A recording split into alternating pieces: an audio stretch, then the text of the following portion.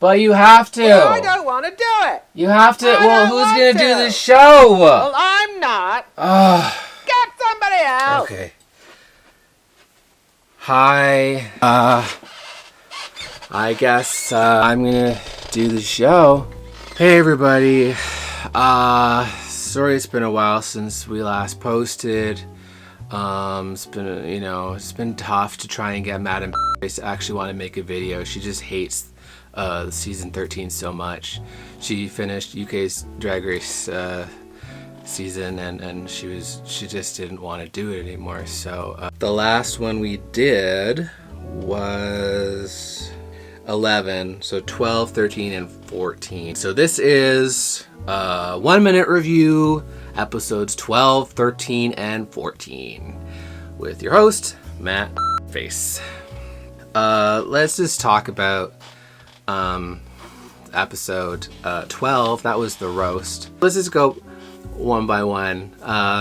So first off was Candy Muse, and she looked good, and I think she won this week. I don't know.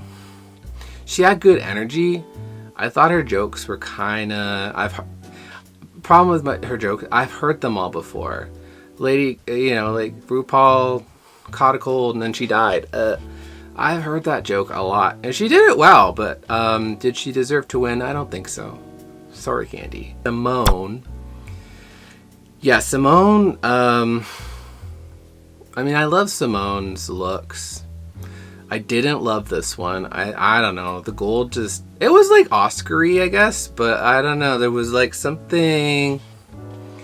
There was something about like the midline, that was just, I don't know, flat and lame or lame in this case. I think next was... Oh, I don't know. Let's say Rosé. No, it wasn't Rosé. But let's talk Rosé.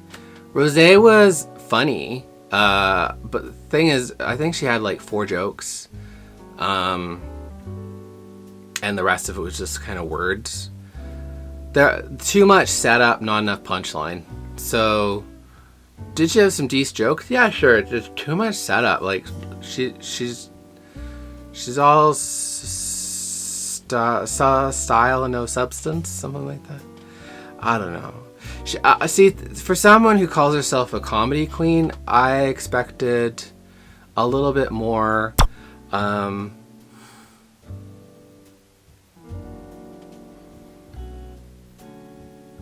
ability to execute comedy better than that.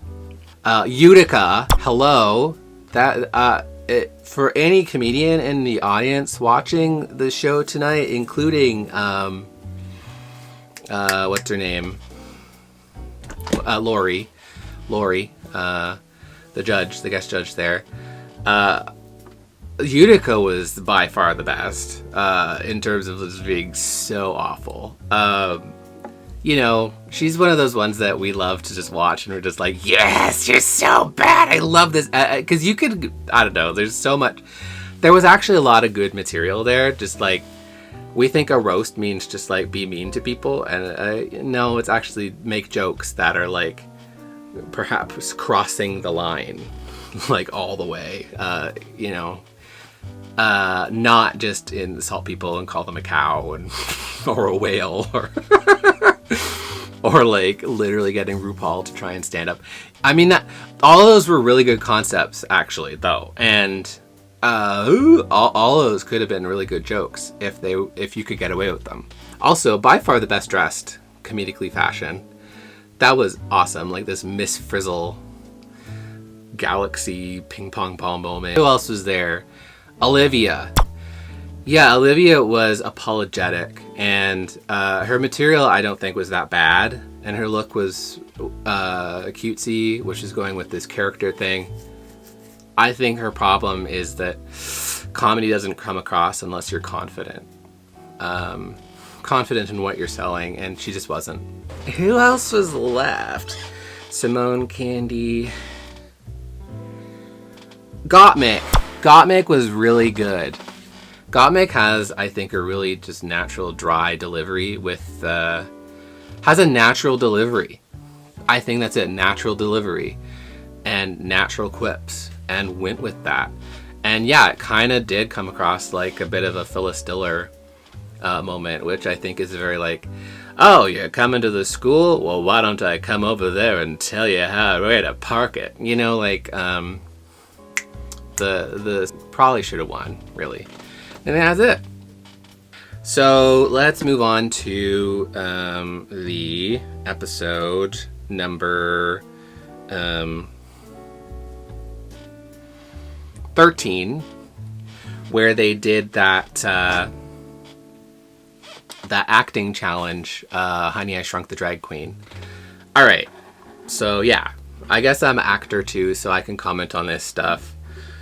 I don't know. So I think Rosé ended up winning the challenge. I'm not really sure how she ended up winning the challenge. I don't think that she really ultimately came across as the best. I think from a judge's perspective, perhaps they just really wanted to give Rosé a win for her professionalism and her acting chops, which she does have. But like, I think that she was playing the butch queen, I guess, and I don't know, for me, her butchness just kind of ended at the fact that she was wearing a bus driver wig. It was competent. Simone got to play the smart one, which I think was a pretty good choice for her.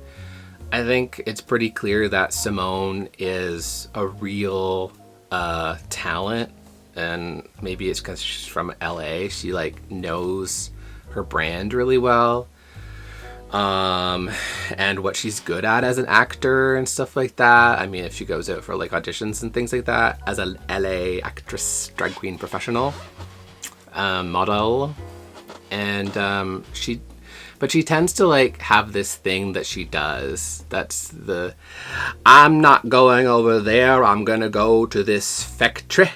And it's always that, and she's kind of caught in that affected thing.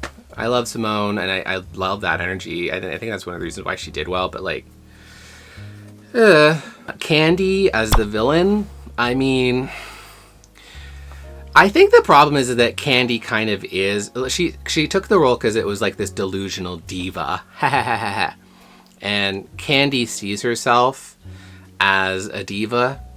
Is she? I don't know. Definitely a little delusional, but the thing is, like, if you're delusional, I don't know if that would benefit you playing a delusional character, because if you're trying to like make a delusional character bigger and you're already delusional, I don't know if you'd be able to actually see what you're doing because you're delusional. It's kind of a catch-22, but she just didn't go big enough because she was just like, well, I'll just be me.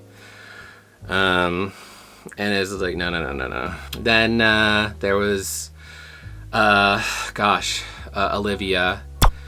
Olivia's part I was really jealous of, because Olivia's part was definitely the Rose Nyland part, a part that I would have loved to take. It's the stupid nice one, and she played it as typical kind of Olivia in this like, I'm sweet and I don't want to be offensive. Really, right at the end of the script, she gets this moment where she's like, I'm sweet and nice. And it's like, all right, Rose, get her. And it's like, all right, I'm a bitch and I'm gonna take you down a peg. You know, like just like a total switch opportunity that she completely didn't do. Oh, it was such a good part. I really would have loved to do something like that. Maybe I will. Oh my god. I'm sure she's a nice girl, but and then what's her name? Gottmik. In my opinion, the best. Like, Gottmik came in, suited the character. She got the gag solo bit where she got whacked in the face with a cat paw, and she really played up the physical comedy with it. No one else stood out, and they really could have. So Gottmik really, I don't know. I just think Gottmik probably won the challenge from a viewer's perspective, at least. And Gottmik was at least as professional as Rosé, and Rosé has leagues and miles of acting experience, that, should have been kind of handicapped and taken into consideration, in my opinion. Oh yeah, pockets. This is the pockets episode. So, let's see. Simone came out as like a giant jean pocket. Really love the structuralness of this. It was so good. I hated the wig. Apparently it was styled by her sis. That wig was not good. It looked... But I mean, hey, it was fine. Rose did this awesome... I died over it. I love anything that's kind of 60s. 60s like A-line thing with pockets on it, and then you open it up and there's another dress in an A-line with more pockets. The wig was appropriate and white and big. It was more of an Ariana Grande than a 60s hopper, but like, I don't know. I dug it. And there was the infamous Candy Muse, who came out in a weird jacket that was made of pockets that wasn't really together very well, so there's lots of holes in it. I kind of saw what it wanted to be, and I think it definitely was a bit shapeless. Was it a fashion moment? I don't know. It was something interesting. It was bizarre.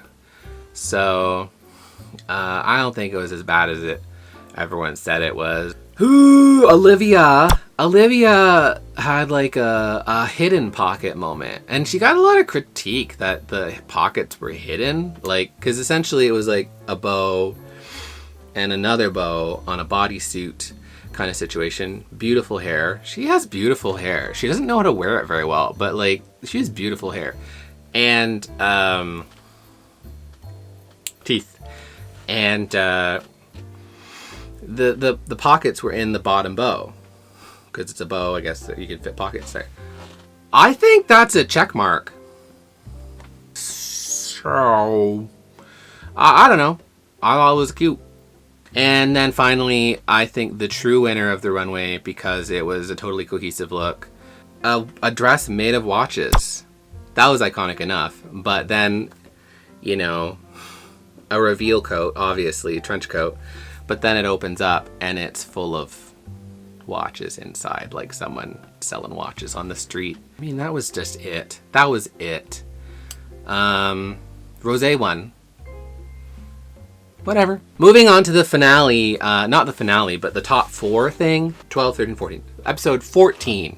Episode 14, everybody. We're on to episode 14. Okay, there's not a lot to say about this episode, honestly, because we started with the top 4, and guess what? We ended with the top 4, because the only possible one they could send home is Candy Muse, and RuPaul has already not sent Candy Muse home 75 times in this 85,000 episode long season. So, there was a cute song, Lucky, by RuPaul that they did, and they all slayed it. They were all in cute little lingerie moments. They all had really good verses for different reasons. Candy Muse performed the and the final runways were all, all very representative. Simone, that final runway that looked like a big billowing dress, and she opened it up and it's actually 2 sleeves with a short dress. Loved it. And moving on, Candy, it was not necessarily a finale, a gown. Like, it would have been nice. She has worn gowns. They've never hit the floor. They've been very vintage finds. I don't know. And then Rosé. This look was fully tartan. I think it could have looked good. I think it kind of looked like a couch with a belt around it.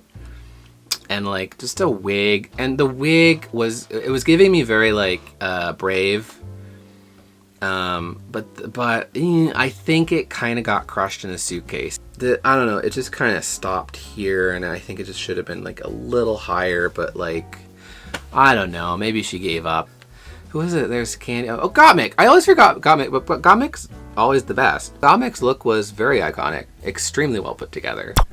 The hair was impeccable. It was a beehive with a crunchy, frilled out mess here. And then I think she spray painted it live or whatever. And then did an incredible makeup job. And then the dress was very simple. So that was my review of episodes 12, 13, and 14 of RuPaul's Drag Race Season 13. Probably none of you care, and I mean, I just did this because I had to do something, and it's a full, long episode of me just sitting here talking to you about it, so... So, in case you like my videos, please make sure to like and subscribe.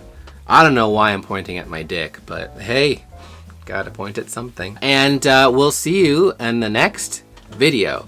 Smash that like, subscribe to me, and I'll see you later. Hey, I'm Hillary. Thanks for watching. Make sure to subscribe to my YouTube at Hillary Ass TV or follow me on Instagram at Hillary Ass. I'll see you later and smash that like.